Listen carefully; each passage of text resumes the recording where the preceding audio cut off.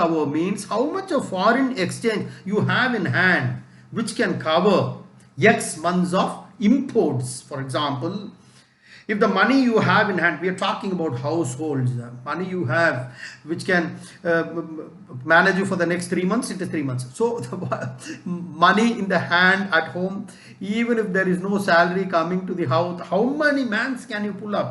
Hand to mouth people, they can manage only for a day, right? That's a phrase that is used, hand to mouth, because the next day if he doesn't earn, he has to starve. For him, the hand to mouth, it is only one day, right? So import cover, your foreign exchange reserves will decide that. So generally for good countries, it is 8 months of imports. Remember 1991, when the first initiative of liberalization was taken, we only had 3 days worth of imports, and which started the whole liberalization story. I will be putting up a separate video on that. That's a very important indicator. That is the import cover. I hope you understood this.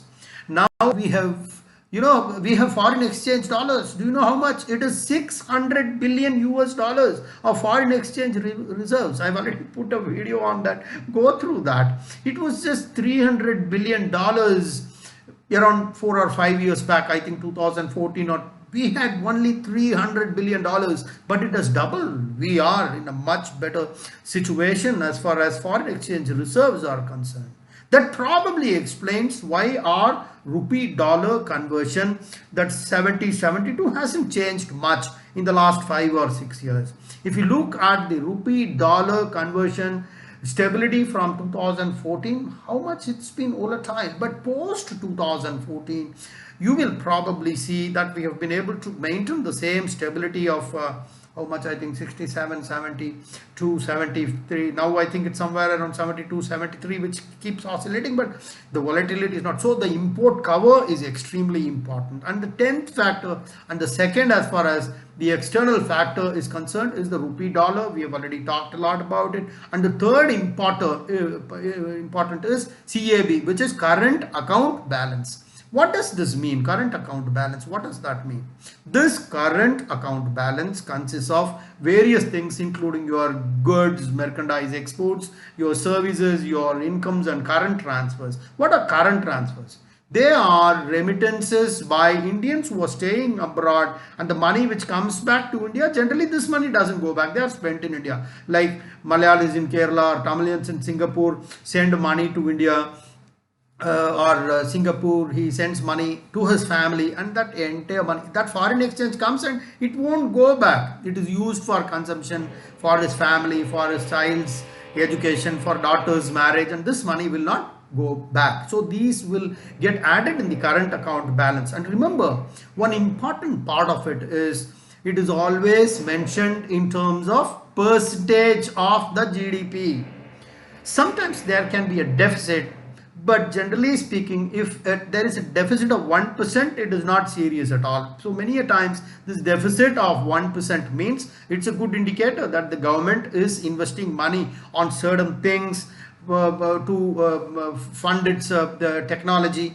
But yes, it is a concern if it exceeds 3 or 4% of GDP, then it is a matter of concern, right?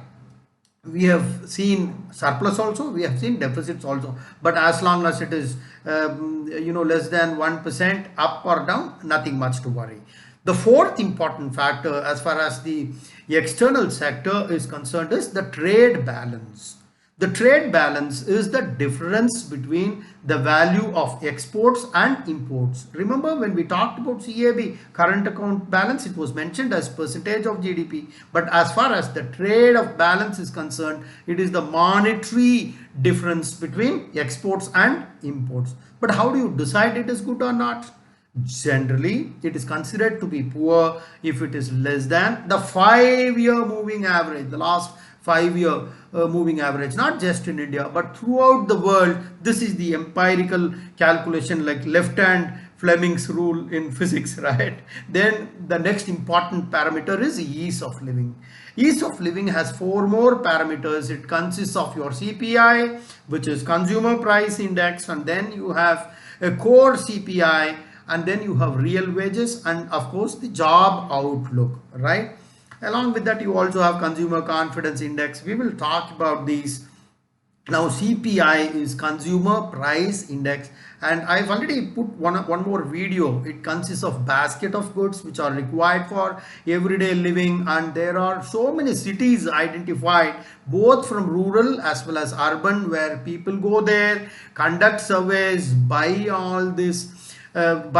Top stands for tomato or in potato. Remember this, very important as far as your CPI is concerned. Then of course rice, wheat, edible oils which you consume on a daily basis. Each of these have their own weights as decided by economists, and based on that an index is calculated, and there are a lot of ways of calculating index. You have Laspier's index method, your Darbish and Bowley, your Kelly's method, etc. So I'm not going to get into those details because this is not a econometric class, right?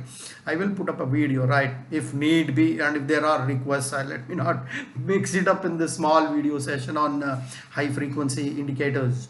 So this is a CPI basket. This is a very good indicator for inflation. But one thing when we talk about inflation is we should remember that inflation needs to be balanced with growth, because whenever you focus on growth, inflation comes into picture, and when you balance inflation, your growth gets affected. So it's a very judicious acrobatic kind of a walk that the government needs to do. Balance between both inflation imperatives and the growth imperatives in a very judicious manner. Remember, there's something called as a Tapper tantrum, right? When the Tapper tantrum happens, the whole country goes into a spin. I have put a separate video on that. It was done by the US, very important from the IAS IPS perspective, right? Go through those videos also. Now the second one, which is the 14th and the second as far as ease of living, is core CPI. It is same as CPI, but just that it excludes certain goods and services. Which are those? Especially the ones which have a high level of volatility, because economists feel that you shouldn't have volatile things within the CPI, because that distorts your CPI value. So they exclude certain things and then calculate the CPI, which is called as a core CPI. So some of those things which are excluded are your tobacco, alcohol, even LPG, right, your kerosene, they are all excluded from the core CPI. And then comes the 15th indicator, which is rural wages. Rural wages, of course, very important. What is the money? The welfare benefits has to reach the common man, the last man on the line. As we all know, more than 60% of the people in India, they are low income population. So how do you ensure the money reaches them? The last man on the line, very important. So these rural wages is a very important indicator, and it's an important high frequency indicator. And finally, we are talking about the job outlook, very much like PMI. We discussed about that in the industry. Purchase managers index we talked about. I've put a separate video on this. It's calculated based on survey. They go and ask people whether they find it optimistic or pessimistic, or they find it neutral. They put through mathematical model, and finally they arrive at that. I put a video on that, guys. I don't want to waste my time explaining that. Look at this video. I've explained that mathematical model also, right? So these are some of the measures which measures the health of the economy. We also have only 16, but sometimes some people consider this also, which is one more extra 17th factor, which is called as consumer confidence index, right? So many a times when people work out this confidence index, right, I don't know whether it actually affects the stock market or not, but you can hear the stock experts talking about there is a dip in the consumer confidence index because of which Nifty fell by some point. Economists keep talking all this in televisions. Okay, guys, just to give you a glimpse in 1 minute, I would like to summarize all that we have learned about high frequency indicators. Very much like a doctor assesses your health, to assess the economic health, we need to look at these indicators, right? Doctor looks at blood pressure and your temperature, right? To assess the economy, we have 16 IEA, which is indicators of economic activity. There are 4 main categories, within which each of these have 4 subcategories, which makes it 16. So the main factors are consumer, industrial, external, and ease of living. In consumer, you have four, which is car sale, sale of two-wheelers, sale of tractors, and domestic air passengers. In the industry, you have four variables, starting with your PMI, which is your purchase managers index. And one important factor, that if your PMI is lower than 50, then the economy is contracting. If it is more than 50, then it is the expansionary mode, right? That's important. That's the beauty of that number 50.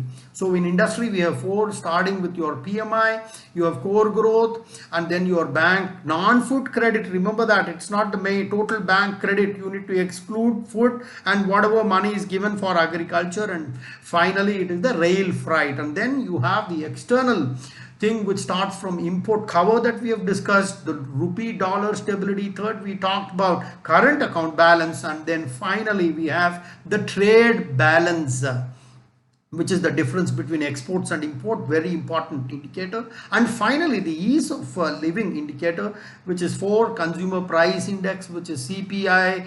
Ladies are saying diye daam बढ़ गया जी, चावल बढ़ गया, दिए सब्जी बढ़ गया, प्याज बढ़ गया. You have something called as core CPI, the difference between CPI and core the CPI. Certain things are excluded, especially the goods and services, which are highly volatile. And then finally 15th, you have the rural wages, and finally you have the job market. And some people also consider consumer confidence index, and with consumer confidence index, it becomes 17. Guys, I hope you liked this presentation. Each one of these deserve a big lecture for 2-3, but to the best of my abilities, I have been able to summarize all this, encapsulate all the high frequency indicators in this presentation. I hope you liked this presentation. Do write your comments down, and if you want me to bring out videos on any topic, please feel free to mention that in the comment column. I would like to go through all those comments and reply to all those comments, guys. Okay, this is Dr. Sadashivam signing off till we meet again. Jai Hind.